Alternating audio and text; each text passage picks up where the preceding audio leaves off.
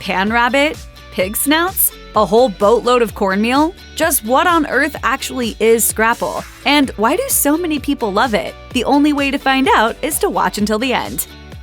Scrapple haters will often argue that the meat product's mysterious composition means this breakfast meat is not to be trusted. Beyond the fact that most people don't know what's in it, the name Scrapple is also a case of mistaken identity. Scrapple is a term that came about when the English encountered the Pennsylvania Dutch food panhas. Panhas is a German word used to describe pan rabbit, or rabbit that has been pan-fried. Panhas Scrapple is the complete German term for pan rabbit, and Scrapple, which translates to a slice. The connection between the words Scrapple and Scrapple are only a few letters apart, and clear to connect. Panhas rings like a Germanic word, but the creation of Scrapple is attributed to the Pennsylvania Dutch. So, which group is the one that brought this succulent foodstuff to our plates? You might think that the naming rights to Scrapple would be contested between several proud populations, but if you're from Atlantic coast states, then you probably know that the Pennsylvania Dutch and the German people are actually one and the same. Despite being mistakenly called Dutch, it was German immigrants who first began sizzling Scrapple on the shores of America.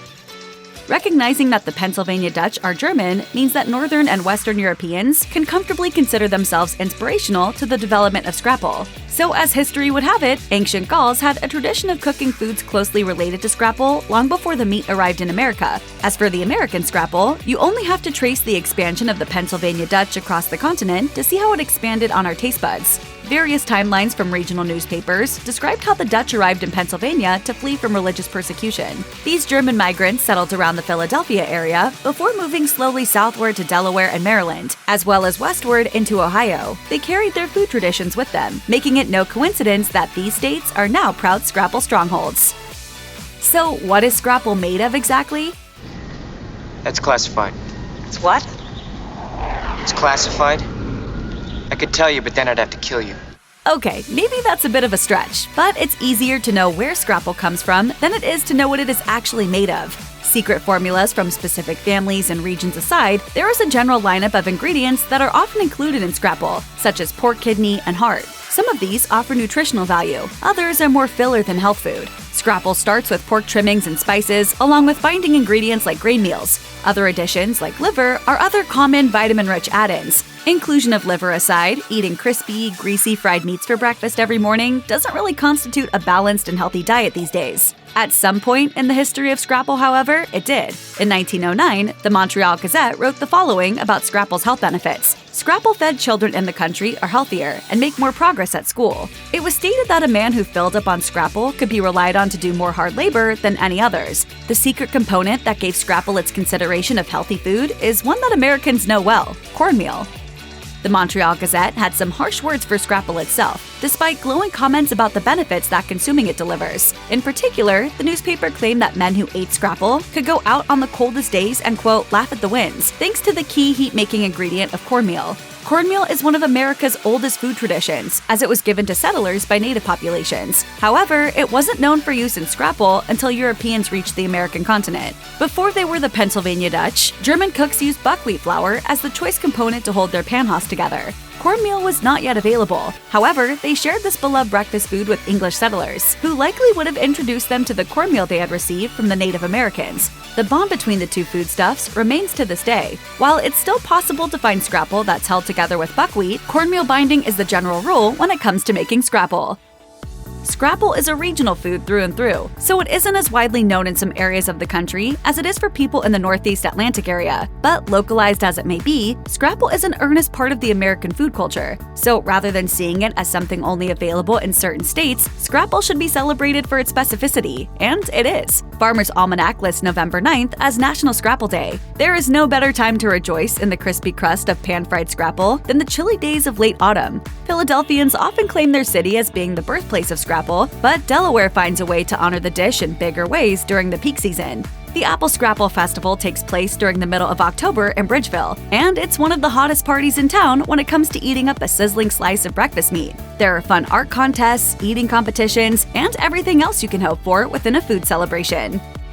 What's in a name? The smell of Scrapple by any other is just as savory. Although time has made the modern-day name for this meat stuff from a long line of ancestors, there are many other ways to identify it. Residents of states like New York, Delaware, and Pennsylvania can be picky about their Scrapple. They may even think that their Scrapple is one of a kind, but plates of similar-looking dishes are actually served up and down the Atlantic coast. As it turns out, Scrapple has a family tree the size of a country. The key components of Scrapple are not that exclusive to the dish. Combining ground meat, grains, and spices together in a slice of sizzling breakfast meat is something you can find cooks doing in Cincinnati, for example. There, the dish is called geta, and oats are the specific ingredient that separates their local delicacy from its eastern cousin. You can find another relative to Scrapple in the lower latitudes of the US too. In North Carolina, it's called liver mush. As the name suggests, the composition is more liver than ground meat, but the golden texture of a cooked slice is very similar to Scrapple. What is it that makes Scrapple so beloved? Well, it may have something to do with its unique texture. According to those who grew up on the stuff, a searing skillet is where real Scrapple separates itself from lesser breakfast meats. Some may claim that crispy bacon is best. Bacon! But it can be hard to find restaurants that cook it in a consistent way. When sausage is grilled as crispy as Scrapple, it can end with a bite into a dried-out center that needs some sauce or a little egg yolk. That's where Scrapple comes into play. Hot Scrapple has a crust that crunches, even when layered between bread and fried eggs. The hot oil that bubbles to the surface fills the mouth with salty goodness, and the scent that rises from a fried slice immediately brings about the sensation of crumbly pieces. When it comes to Scrapple, the texture is the truest form of flattery.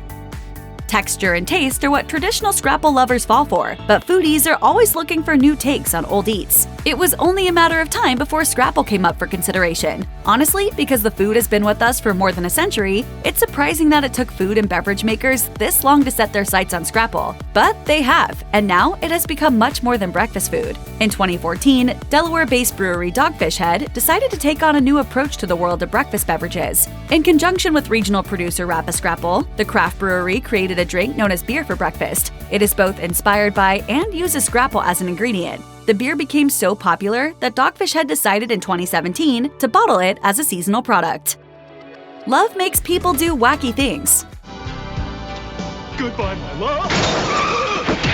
Apparently, this now includes writing poetry about your favorite meat-made meal. It isn't enough to simply draft up a poem about Scrapple. This snack deserves a whole contest worth of votes. The competition to become the Shakespeare of Scrapple was opened in 2010 at the urging of a blogger from the Baltimore Sun. The first annual edition encouraged aspiring poets to use difficult words, such as awful, apple, and shrapnel. Such a challenge didn't stop writers from creating epic testaments to their sizzling brown muses. The website What is Scrapple recorded a set of poems, specifically haikus, that honor the high art of Scrapple producing and eating. But poetry writing isn't the only way that artists can display an adoration of Scrapple. Remember the Delaware-based Apple Scrapple Festival? The Baltimore Sun also reports that one of the most popular events of the festival weekend has to do with art. A small, fierce Scrapple sculpting contest pits crafters against one another in a bid to become the Michelangelo of a meat mountain. It's easy to pick on people who take food seriously, and it's even easier to laugh at seemingly ridiculous cuisine concepts like meat-flavored alcohol. However, a food like Scrapple deserves our attention, and Scrapple is now growing in notoriety across the country. But there was a time when Scrapple was trendy among foodies before its widespread appeal. The product has always been thrifty. For much of American history, thrifty hasn't necessarily meant cool. There are many people out there eager to speak ill about those who enjoy a thrifty treat and dunk on what is an otherwise tasty food that makes use of leftover meat. As more Americans entered middle-class status, however, we began to prefer new high-quality meats like beef over frugal scrap cuts and pork. However, the gourmet food renaissance of whole animal butchering has been fuel for culinary projects since the early 2000s. Further, an increasingly broad appeal has made it possible for Facebook projects like the Scrapple Trail to go from 600 likes to nearly over 7,000 active users in less than 1 year. For foodies, niche history is the new frontier. For Scrapple lovers, we're just glad everyone else is finally coming around. Giving your affection to Scrapple means that you've got to come to terms with its flaws.